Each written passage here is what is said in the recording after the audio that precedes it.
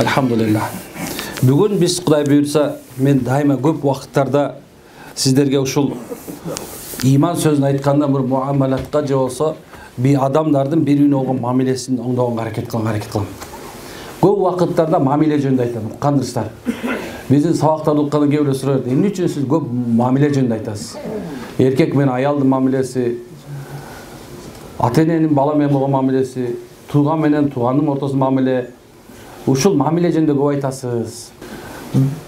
Негизинде чын-чынына келгенде Алла Таала улуу кудуреттүү зат, Ар-Рахман ва Рахим. Алла Таала мээримдүү жана райымдуу. Бул дүйнөдө Алла Таала бүткүл махлуктарга, ошонун ичинде адам деген махлуктун капырына дагы, мусулманына дагы Алла мээримин төгүп ырыскысын бере берет. Алла Таала жаман көргөн үчүн ырыскы бербей койбойт. Жаман көргөн үчүн ырыскы бербейт. Жоксо жаман көргөн үчүн кедей кылып, жакшы көргөн үчүн бай кылып койбойт. Алла Таала мээримдүү болгон үчүн бул дүйнөнүн муддаты же болсо Алла Таала өзү коюп койгон чек болгон себебинен ушул чекте биздин бактысыз болушубузду каалабаган зат. Эми Рахим, Ар-Рахим, Алла райымдуу. Кыямат күнү Алла Таала өзүнө иман келтиргендерге жана пайгамбарыбыз Мухаммад алейхиссалам аркасынан ээрчигендер үчүн райым кылып, аларды түбөлүктүү тозоктон куткарат деп айтабыз. Демек белгилүү болду. Алла Таала менен болгон мамиледе эгер сен Аллахым мени кечир, мен күнөөкөр экенмин, мен сенин жолуңан тайып кеткен экенмин, анық ачык келген пайгамбарыңдын жолунан тайып кетиптирмин, жашоомду туура эмес өткөзүп жүрүптүрмүн деп өзүнө мойнун алган болсо эле Алла Таала удхулул жанна, бейишке киргин деп салышы мүмкүн экен. Анткенсе адамга бир өмүр берилген болсо, ошол өмүрүнүн бир жаштан мейли 70-ке чыксын, мейли 80-ге чыксын, мейли кайсы бир мезгилде чыгып туруп, ошол мезгилде ошол адам ey Алла деп кайрылган болсо, Алла Таала лаббайк пенде. Мен сен жаныңдамын. Каалаганыңды айт дейт экен. Карчы кандай райымдуу, мээримдүү Аллах. Ошол мээримден үмүтсүз калган бир эле шайтан. Ал эми сиз менен биз болсо, Алланын райымына, мээримине дайыма үмүттө жашайбыз тугандар. Бул белгилүү болуп турабы? Эми пайгамбарыбызга келе турган болсок. Пайгамбар Мухаммад алейхиссалам ал рахматул лил аламин. Бүткүл адамзат үчүн рахмат үчүн келген. Бир күнү пайгамбар саллаллаху алейхи вассалам бирөө жакалап туруп ушундай жакалаганда, мына ушу мубарак болгон, берекеттүү болгон мойнуна ис түшүп калды. Муунуп кетти, кыкынып. Мына өлүп калган şey барды. Анын эмеси болгону зекетке түшкөн, жок олжого түшкөн, малдан бөлүп бергин деген эле ушундай бир ушунчалык кат эмеси бар болчу. Баягы ушул бербейсиң мени, бол бергин мага деп атып, пайгамбарды азыр өлтүрүп койгон. Сахабалар эптеп колунан жулуп алып калды. Пайгамбар саллаллаху алейхи вассалам күтүштү, чаабиятча кыйкырып өттү. Жок, эч нерсе жок. Пайгамбар сурады, я Расулла, сиз эмне үчүн ушундай кылгансыз? Мен Алла Таала мен рахматул аламин, аламдын рахматы үчүн жөрөткөн деп койду. Дагы бир жерде болсо, капырлар ушунчалык катуу көп аскер менен келди. Пайгамбар саллаллаху алейхи вассаламдын сахабалары согуш болот, майда болот. Hazretleri sahabaların birisi, ya Rasul dua kılınız, bat ушундай dua kılınız, ушундай катуу bir dua kılsanız болот, жок болуп кетсин dedi. Пайгамбар жок dedi. Men rahmatul alamin. Men адамзаттын рахматы үчүн жөнөтүлгөнмүн. Zulumçuluk kılış üçün, öç alış üçün, mes, avvalki bir tuğanı kuruş üçün, ata menen balanı baylaş üçün, erdi katın odun ıntıma alıp geliş üçün ciberilgemin duatken asal. Demek Peygamberimiz da kıyamet günü neken en günökör bolgon özünün ümmetini, ey Allah, men ümmetimni geçir dep dua kılatken. Bирок bir çoğun nerse var.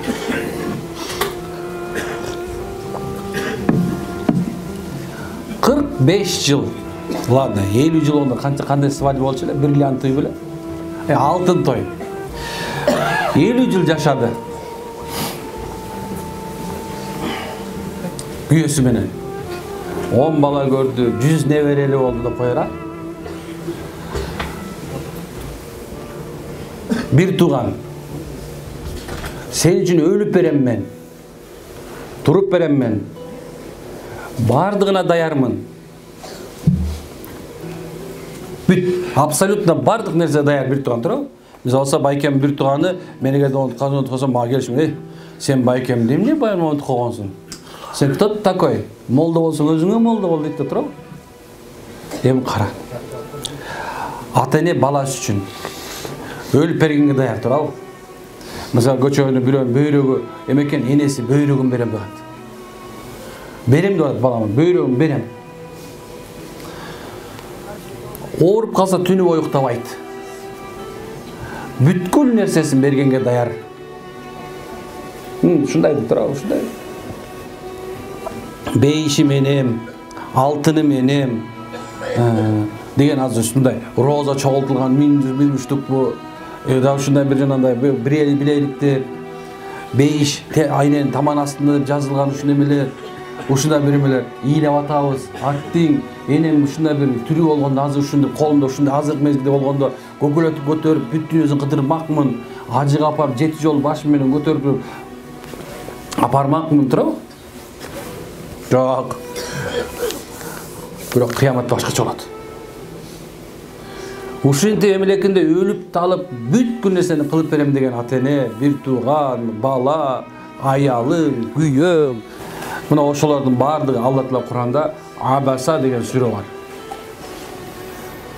Абаса сүрөсүндө маанисинде ушундай. Ал күнү ата баладан, бала атадан, күйөө аялынан, аялы күйөөсүнөн, туğan tuğandan kaçat eken. Dostum bolsa, doske, sensiz menem, doskem var o men, opol toğum var da, doskem var men, yaşoğum var da. Ne o жерде kança birbirine dost kesin turab? Kança degen dost var. Var da dost, sensiz men kança yaşamalım, sen bolbosan kanday. Конечно, азырында бойдок кезде дос болот. Андан аял алгандан кийин сен айтат да, ким менен дос болуш керек экенчи турабы? Калппы. Ладно, бул жагы ушу бул дүйнөдө чечилип бүттү. Сен бат эле ким экениң билинип калат. Ким менен дос болуш керегин аял алганда эле билинип калат, болду уже. Тиги менен катышабыз, тиги менен катышпайбыз. Тигинин колунда бар, тигинин колунда жок. Тиги дурак, всё, болду, өлдүң. Калды, бүттү, досуң бүттү, ишиң бүттү. Достордун бардыгы тең дос бөлүнөт тура. Кыргызда жарма дос деген бар, элчиме деген дос бар, ахиреттик деген дос бар. Жарма достун баары тең азыр үйлөнө электе болот. Анан элчиме достор колуңда бар мезгилде болот.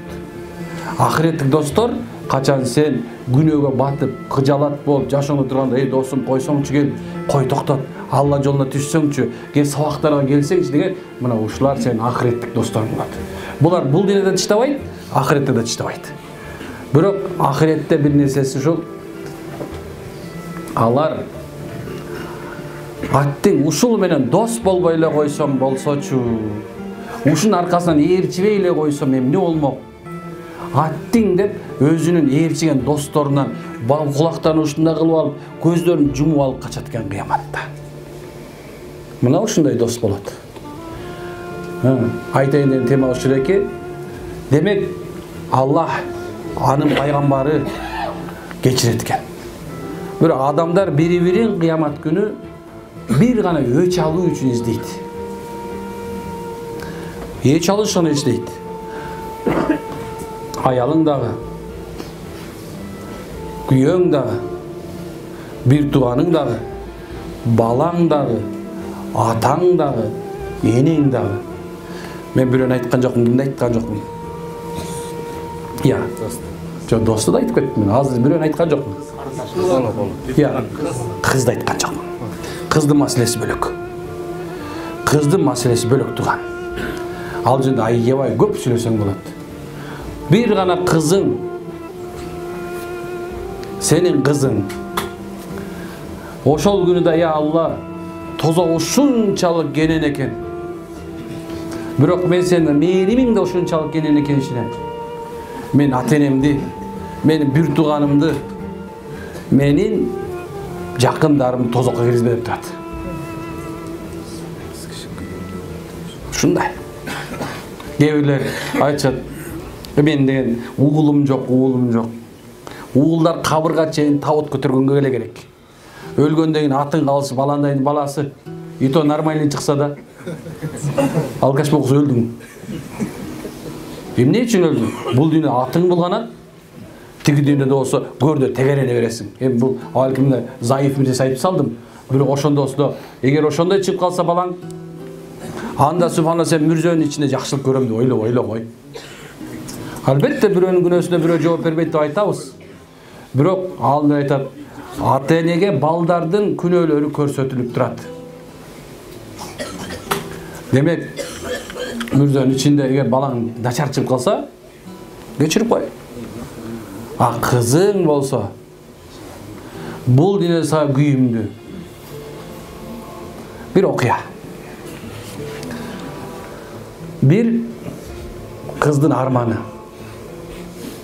Азынын аты Уулкан экен. Уулкан. Бир эркек балалуу болуштун айласында аялы менен көп дарылар жаналып улам эме болот экен. Кызды боло берет экен. Кызды боло берет. Ошондон бир күнү аялына айтат. Эми дейт, эркек төрөбөсөң талак берем мен сага. Баягыл ушундай нерсе коркот, бойдо болот, ким экен дейт. Азыркы заманда баарыбыз билип атабыз, мурунку заманда болгондур бул окуя. Анан кийин эркек төрөптүр. Атын ушундай бир чоң аттарды коет. Андан кийин дагы кайра уул төрөйт. Анан кайра уул төрөйт. Анан баягыл акыркы төрөлгөн кыздын атын Уулкан коюп, бул май көтөн экен. Мына эркек балалуу болдум дейт. Ошентип жүрүп, анан баягы эркек айтат, мына менин тукумум, менин аркам улоочулар, мени багып, мына ушулар карайт дейт. Алланын кудурети ушундай экен. Бир нече убакытта баягы кыздардын баардыгы тең бир оорунун себебинен өтөт. Бирок бир эле кызы калып калат. 7 баласы калды чогуу. Карлык баарыбыздын башыбызга келет атат, мынакей оңой эле, мына байкемде эле көчөнү гүлдөп турган жигит болчу. Каалаган нерселерди күчтүү, каалаганын өткөрүп, беркелдеп, эркекче жүргөн болчу. Бир кооздун этин эч кимге бербей жеп жүргөндө турабы? Бирок заман ушундай экен да, бат эле адамдын жашоосу өткөн экен. Мына карачы мына. Бул мөлтүрөп турган уул кишилердин баарын ойлоп атасыңарбы? Ушундай эле төрөлүп калган жок. Булар да ушундай жигит болчу, субханалла. Ушундай мөлтүрөгөн жигиттер болчу. Башкача мөлтүрөгөн ошо замандын красавчиктери болчу. Ана ошентип карлык бат эле келип калды. Кудай ушундай кылып 7 баласы 7 тарапы үйлөндү, 7 мамлекетке кетти. Эч ким караган, эч ким жок. Акырында баягы жек көрүп карабай аткан кызы баягы атасын бага турган болуптур. 7 бир тууган атасын сен тияка бар, бияка бар деп акырында кыздын колуна келип калыптыр. Ошентип кыз багат. Кызы багып отуруп. Анан бир күнү баягы атасы кызым дептир. Аттың эгерде мен Алла Тааланын алдында кесир сүйлөбөгөнүмдө дейт. Андан көрө ошо алдыдагы 5 кызым түрү болгондо ушу 7өөнүн бирөөнө да мен кор болмок эмескен экен. Эркек өзү табиятында айнымараак келет. Кичине айнымараак болобуз. Сразу эле ойлобош керек, мындай эркек идеал туура, эркек өйдөрөөк турат, эркек ушундай турат. Бирок кээ бир убакыттарда эмне экен, баягы бирөө туура айтканда эркек айтат экен, мен башмын дейт экен. О, сен башсың. Аял айтат экен, мен моюмун дейт экен. Эмне дейт экен? Мен моюмун дейт экен. Моюнга алган жак урат экен да, баш бурулбайт экен. Ушундай экен да. Энеңдин жанына барбайсың десе, барбай калат экен. Сенин бир тууганың менен моюнтуп кой десе, бир туугандан кол үзүп кетет экен. Сенин тиги досуң мага жакпайт десе, катышпай калат экен. Карасаң кандай нерсе. Ошентип отуруп моюн бат эле буруп салат экен. Мен ушунун баарын угуп аткан үчүн айтып атам муну. Бул нерсе болуп атат заманда азыр. Силер ойлобогула, бул жомок айтып атканым жок. Азыр болуп атат ушундай. Эркектер ушинтип атат. Демек, некен бул дүйнөдө ушундай, ахиретте болсо бир кыз тозок нешен отуруп алат экен. Муамалат ушундай. Бул дүйнөдө бир адамдын көңүлүн ооруткан болсоң, бир жолу. Бир адамдын көңүлүн бир жолу ооруткан болсоң, ошол адам сен бийик туткан, пир туткан адамың эртең кыяматта 100% сени менен менден өчүн алып алат. Өч алгандан жөн эле болбойт. Бул дүйнөдө ал сени сотко бериши мүмкүн. Моральный ущерб төлөп бер деши мүмкүн. Дагы бир нерсе кылышы мүмкүн. Аркаңа ушундай нерсе кылады, кара дуба кылышы мүмкүн. Темага келе турган болсокчу. Мындай, ушундай нерсе кылышы мүмкүн туурабы? Анан сотко беришин, каматып салышы мүмкүн. Сени артынан жалган күбө көтөрүп туруп киши өлтүрдү деши мүмкүн. Ушундайга чейин алып барат. Бирок кыяматта ал адам сени менен менин ыйманымды алат. Бул дүйнөдө азыркы мезгилде ыймандын бир да кадыры баркы жок. Мечиттердин кадыры жок. Сакалдардын кадыры жок. Хижаптардын кадыры жок. Намаздын кадыры жок. Даваттын кадыры жок. Зекеттин кадыры жок. Садаканын кадыры жок. Бүт нерсенин кадыры жок, баасы жок. Баасы жок, адамдар уну ойлонбойт. Ай, ладно, мен азыр пока ошол эмне жана эле. Намаз окуйсуңуз? Мен пока мына душевный, пока не готов дейт. Мен боягым не готов. Мен ошондо готов болгонду айтам дейт.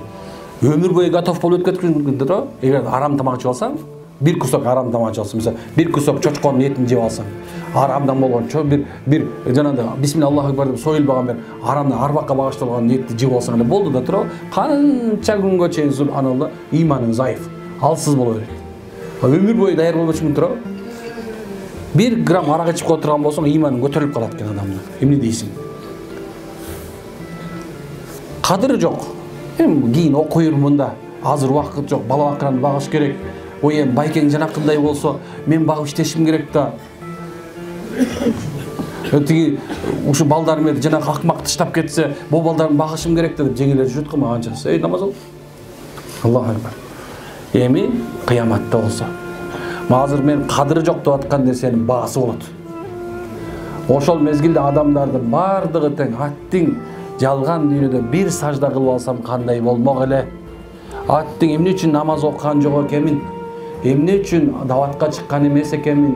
Эмне үчүн мен ушул нерселер үчүн мээнет кылган эмес экенмин дейт экен.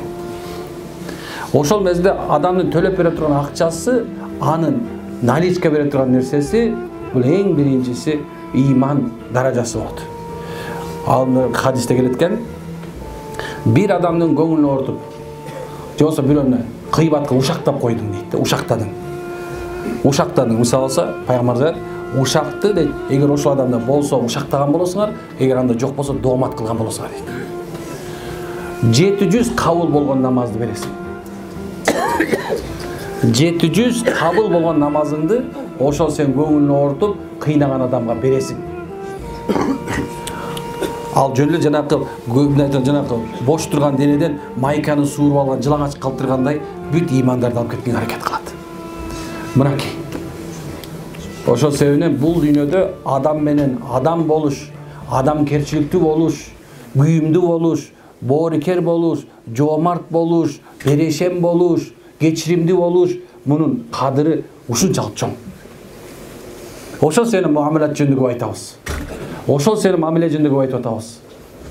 Көпчүлүктөр ушул нерсени жакшы түшүнгүсү келбейт. Өч алгысы келет. Бир илгери бир окуяны айтышат эле.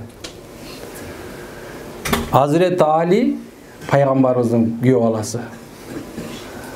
Bizden Hulafai Raşid'den 4-çüsü. Hikayalardan o deyim.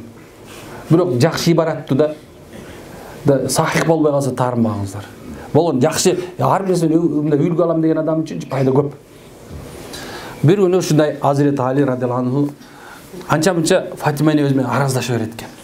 Анан пайгамбарыбызга Фатима энебиз келет экен, "Я Расулулла, ушундай болот." Анда Азирет Алини чакыргылачы, чакыртып алып, "Бар, эң күлүк атты мин дагы момундай чапкан боюнча бир күндүк жол менен барып кел" деген имиш. Атты минет күлү күчтүү, бар нерсеси менде, кылычы кынында, сакал капкара, красавчик. Ушундай адам да туруп. Азирет Али жөнүндө айткан ушундай да. Күндө биз сыңабыз ушундай эле бир чапкан 12 адам бир чапат эле дейт да, жана кылыч менен. Эми ушундай чоң күчтүү адам болгон да. Атына минип алып чаап жүрөптүр. Чаап келетсе, караса алдына бир ушундай сулуу тулпар болгон алдынан чыгыптыр. Баягыны аркасынан кубалап жүрүп кармайм дейт. Кубалайт, такыр жетпей коет, шайбой. Кеч келе турган болгондо караса алдынан бир аксакал чыгыптыр. Караса эки кончу куржуну бар экен. Анан куржун жери коюп, "Эй балаңдай, бул куржунду мага көтөрүп берип койчу" дептир. Куржунду көтөрүп тартайын десе эле көтөрө албайт имиш. Ар тарда, бер тарда такыр эме кыла албайт. Ошол мезгилде баягы аксакал карап туруп, "Сен даяр эмес турбайсың" деп туруп, баягы куржунду өзчүк илип алып туруп, баягы кетип калыптыр. Таң калып калат, бул эмне болуп кетти? Дагы жөнөйт, кетип баратса бир алдына бир жылан чыгып туруп, атка жетпей калса, куржунду көтөрө албай калса, ачуусу келип турат, эмне кыларын билбейт. Баягыны жыланды камчысы менен бир салса эле баягы ажыдар болуп калыптыр да, баягыны жей турганга жетип калыптыр. Чапкылайт, күчөй берет, чоңой берет, эмне кыларын билбей калгандан кийин баягы ажыдарды кучактап сылап ийген экен да. Караса баягы ажыдар акырындык менен баягы кичинекей жылан болуп калыптыр. Таң берет, бул эмне болуп кетти? Анан кийин бир земеге жөнөткөн бир күндүк кайра артка келип, анан пайгамбар сураптыр, "Ай, сен эме болдуң, эмнени көрдүң?" десе, 3 окуяны айтып берет экен. Түшүндүңбү маанисин десе, "Я Расулалла, Аллах анын пайгамбар жакшылап билет. Мен көбүнө түшүнгөн жокмун" дейт. Анда түшүнүп алгын, ибарат алып алгын. Ушул жашоодун да сага эң керектүү нерсе ушул. Биринчиси, сен кубалган аргымак бул сенин өмүрүң. Сен анын аркасынан эч качан кубалап жетпейсиң. Ал ушундай шуулар аргымактай кете берет. Анын аркасынан кубаласаң жетпейсиң. Ал дайыма сенин алдыңда жүрөт дептир. Адамдын ырыскысы менен өлүмү адамды бирөө алдында, бирөө артында күтүп жүрөт дайыма. Ушундай нерсе. Экинчиси дейт, бул дейт дүйнө дөөлөт дейт. Аны көтөрө турган көтөрөт. Сен аз убактың келе элек. Ошол сен аны көтөрө албайсың дейт. Дүйнө дөөлөт, бийлик бул адамга бир келет. Аны көтөрүп алган адам, барктай билген адам, кадырлай билген адам сөзсүз ошонун бир күнү болсо бир кадырына жетет. Бирок көтөрө албайт аны. Ошон үчүн баягы кээ бирлер бар го, телевизордун аркасында туруп жамандап аткан, "Бу депутат чүмшүк, бу президент тигиндей, бу момундай" деп телевизордун биягында турасың да, тиякта эмессиң сен, ак үйдүн ичинде эмессиң да туруп. Мээбизди жетпейт кээ бир нерсегечи. Телевизордун биягында туруп жамандаба, кереги жок. Пайдасы жок анын. Сен уже жетпейсиң ага, всё, отура бер үйдө. Коюңду кара, уюңду бак. Ушундай нерсе. Бирок аракет кылган башка да туруп. Ошондой экен. Аны айтат, үчүнчүсү болсо дейт, бул сенин аялың дейт. Баягы кыргызда сөз бар. Ушундан алынган болуш керек дей берем. Итти тебе берсең кабанак болот. Итти тебе берсең, чаба берсең кабанак болот. Айтып аткан сен аялыңды сабай берсең, аны сого бере турган болсоң, ал ушундай акырын ажыдар болот. Ажыдардын аркасында да эки ажыдар өсүп атат балам. Асан Үсөн деген, Абайла деген экен. Сен балаң бар да турабы? Мен апам айтат кетишинде, неме отуруп сүйлөшүп атсак, аял бала дейт. Эненин 70%-ын түзөткөн дейт. Болду. Ошон үчүн энең үчүн көбүрөөк ыйлайт да, эркек үчүн көп ыйлашпайт. Эркекке көп убактарда эркектердин кадыры жок. Коем барма башына суусар тебетейди кигизет дагы каргандачы отура берип атат дейт да. Бирок бүт энеси тейлей берет дагы эле чыгарсаң. Көрдүң беле карган чалдын тейлегенин? Жок, суусар тебетейди кигизет. içinde ne var belirsiz. Şu çepkenini gidip otur deyip bu жерге. Hiç kimге bir şey aytып бербей deydi ko. Otur bu жерге. Başına ötüp atat. Балдарыңдар, "Ya отура берчи" дейт го. "Сен эмне тиешең бар bu жерге" деп. Же, hiç otur. Кудалар менен otur дейт да. Бирөөдү сыйлап аткандай да, бирок 0,5 балл чыгып салган ишенбейт да. Ушундай экен да. Анан ушундай туугандар. Ала турган ибарат көп. Демек көп убакыттарда жанагыдай биз өзүбүздү кантип аждарга жем болуп калганын билбей калабыз. Пайгамбарыбыз айтат, жакшы аял ушул дейт. Качан аны көргөнүңдө дейт, сен жылмайгың келет дейт. Ал сенин анын сөздөрү дейт, сенин жүрөгүңө жакын болот. Бекер айтылган эмес да. Аны караганда сенин жүрөгүңө тынчтык алып келет. Үйгө кирип келген болсо ажылдап жебейт. Ушундай бир жанагындай бир чучукка жеткизүү сөздөр сүйлөбөйт. Сенин туугандарың, сеники, меники деп атаандашпайт. Көп ушундой болуп кетти азырчы. Көп эркектин баары көчөгө чыгып кетти, бомж, алкаш болуп, табекелер эмне үчүн өтүп атат? Анткени көп эркектердин бардыгы тең мээлеричи ушуна желпип атат. Түбөлүктү тозок, анан түбөлүктү бейиш деген бар.